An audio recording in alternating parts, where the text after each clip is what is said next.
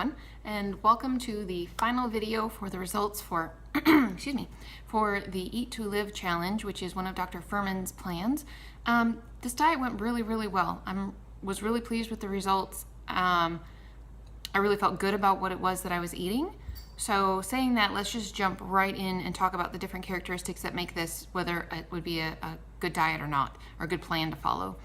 So the first thing to talk about is quantity of food. And as far as quantity of food goes, I would have to give this like 5 stars because there was too much food at some times, which is, you know, the way you want it to be. You definitely want to be able to say, I'm full, I ate really good food, and I'm ready to move on. Not, okay, I only got to eat a small amount and now I'm really hungry still. What do I eat? What can I eat? Nope. Pound of fresh vegetables, pound of cooked vegetables, and then if you're still hungry, no problem. There's oatmeal, there's rice, there's lots of other things that you can add into your meal, and fruit that was encouraged. And yeah, quantity of food, guys, spot on. There was no reason to not try this for fear of being hungry, I promise. Okay, so in terms of quality of food to me are the characteristics of a plan as to whether it was something that you actually enjoyed, the type of foods that you were supposed to be eating. So quality, I had to give this 4.5 stars. That's pretty high, to be honest with you, because there was very little about this that I didn't care for. I thought this was a great diet plan.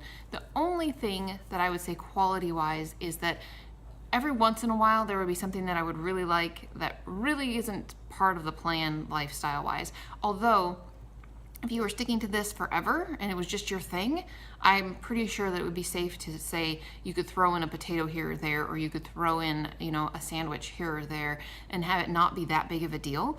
But for this 30 days, I would have probably, I don't like potatoes all that much, to be honest with you, you guys know that, but, you know, baked home fries in the oven are really awesome. Hash browns that you bake are really awesome. So there's a few things that just, you know, just tweaking the diet a tiny little bit to include those type of things would have been pretty awesome to me, to be honest with you.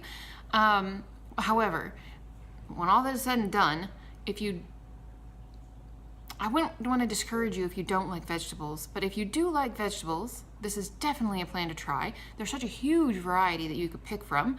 And if you didn't like vegetables all that much, you could definitely pick the things that you do like. Like most people like corn, most people like tomatoes, most people like cucumbers. There's a lot of things that a lot of people really like or don't find offensive. Like, okay, you might not like broccoli or cauliflower, but you might like coleslaw. Okay, so that's cabbage. That's really healthy for you.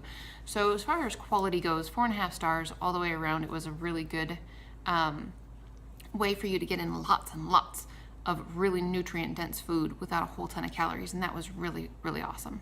Okay, so ease of diet. This I actually gave 4 stars, and not because it's something I would want to, I mean, 4 stars is still pretty good, you know, that's not bad. It's just that this goes above and beyond having to prepare your food. Like, I always cook, and you guys know this. I very rarely buy anything that's packaged.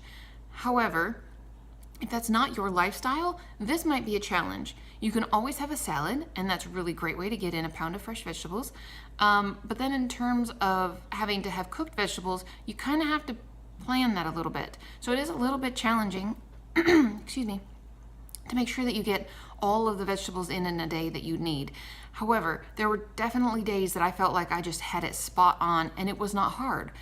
Even just yesterday with the rainbow casserole that I made, I didn't even have to do anything other than microwaving that. Yes, I chopped a pepper, and yes, I chopped some scallions. However, when all is said and done and put that together, less than 15 minutes, and I'm not kidding, less than 15 minutes, and probably it was less than 10 minutes. It really didn't take very long to put that together.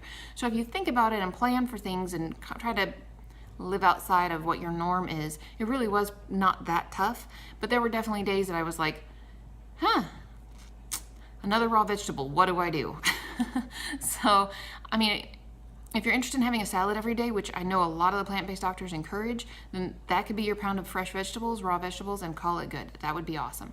But there was a slight amount of getting it in every single day and making sure that I had it exactly right. And you guys saw some days I struggled a little bit and only got like maybe 3/4 of a pound or half of a pound even of one of the other type of vegetables. But all in all, I would say it's doable.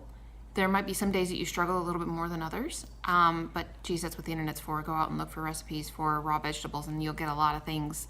A lot probably won't be super appealing, but then you'll find one that's like, oh, that's really tasty. I really enjoy that. I should do that. So I think that it is certainly doable. Okay, so in terms of sustainability being, is this something that you could do for a lifetime? I actually gave this 4.5 stars because I really honestly do think that this would be something that you could do on a long-term basis.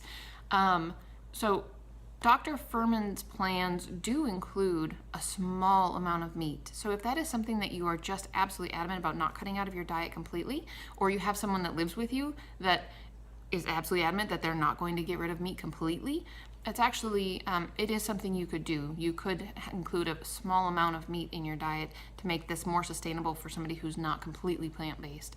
But for me, would this be sustainable? Yeah, probably, to be honest with you. I would have to get really good at the whole raw vegetable thing, and just make it part of my everyday routine to have a salad and just call it good, a salad. However, there are other ways of getting fresh vegetables in for the day, and that, you can do that too. But in terms of sustainability, the only things that for me would be an issue would be, I do like to have vegan sushi, and that includes an awful lot of white rice, which is not part of the plan.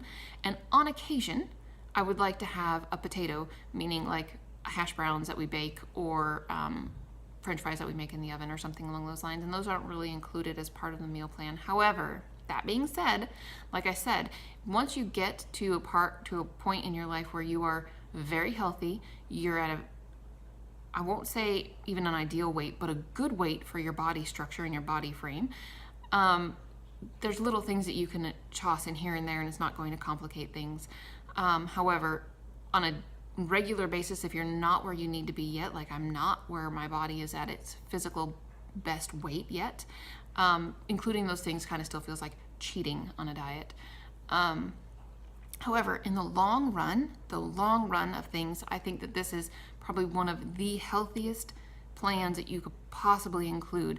It's got vegetables like crazy. It's got a teeny tiny little bit of meat if that was your preference.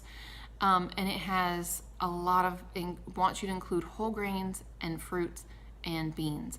Those are just the healthiest foods you could possibly come by, and they're all really and truly included in his Eat to Live plan. So I would encourage that this would be something you could definitely do long term. Okay, so effectiveness in terms of weight loss. This is actually the most effective plan that I have tried so far. If you guys have been with me for a while, you know the rice diet, I lost like 3 pounds. The potato diet, I lost like 3 pounds. The SOS free diet, I gained like 6 pounds. So, not everything has been exactly all got roses and stuff, but this is by far the most effective. This plan actually got 4 stars as far as effectiveness goes, and that's awesome. 1.5 pounds a week. I lost just over 6 pounds over the course of the last month.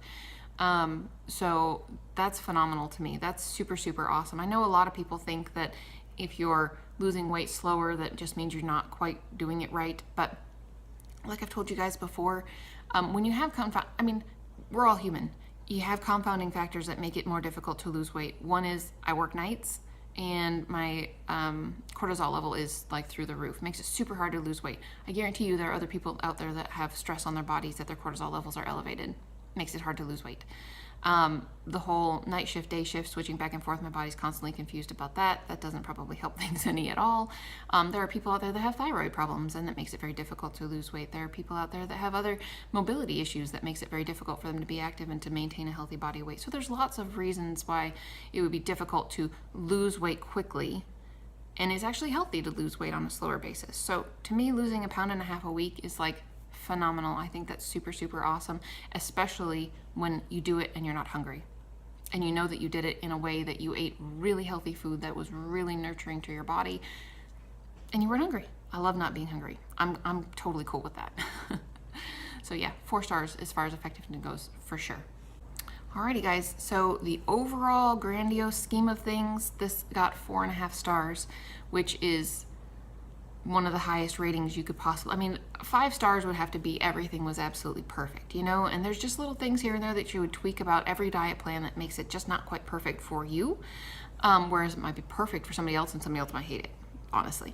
So overall effectiveness, 88%, 4.5 stars. Really pleased with how this turned out. I would highly recommend it for anyone that was interested in some sustainable healthy weight loss, that wanted to get more fruits and vegetables in their day, that wanted to try and figure out how to incorporate more fiber into their diet, because let's face it, lots and lots of vegetables equals lots and lots of fiber. Super healthy for your colon, super healthy for your weight, super healthy for your cholesterol. Wonderful all the way around.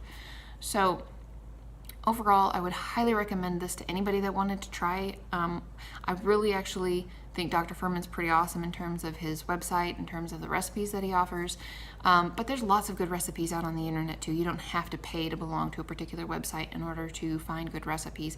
I would actually advocate belonging to his website, just because there's been very few recipes that I've tried off of his website that I haven't liked. So that's kind of saying something, to be honest with you. But yeah, I belong to it. I like it. I enjoy getting some of the recipes that are on there. However, I do use YouTube and Google and just look for recipes for vegetable-based stuff all the time, and find that a very effective way of getting new ideas for making meals. So whatever the case may be for you, I would highly recommend, if you're interested in trying a 30-day plan that really wasn't super tough. I mean, really wasn't super tough. You might be challenged if you're not used to cooking for yourself, and you might be challenged if you're not used to eating a lot of vegetables. Those two are kind of things that you would have to want to try to work on incorporating. Otherwise, for those of you that are already vegan, even if you're a junk food vegan, to be honest with you, if you're already vegan, this plan was pretty darn easy. It really wasn't that hard. There were some challenges throughout the month, but for the most part, it was really good. So I am going to call it good for today, and I will see you guys on the next challenge, and I hope you're having a fabulous day. And yeah, try this one out and let me know what you think.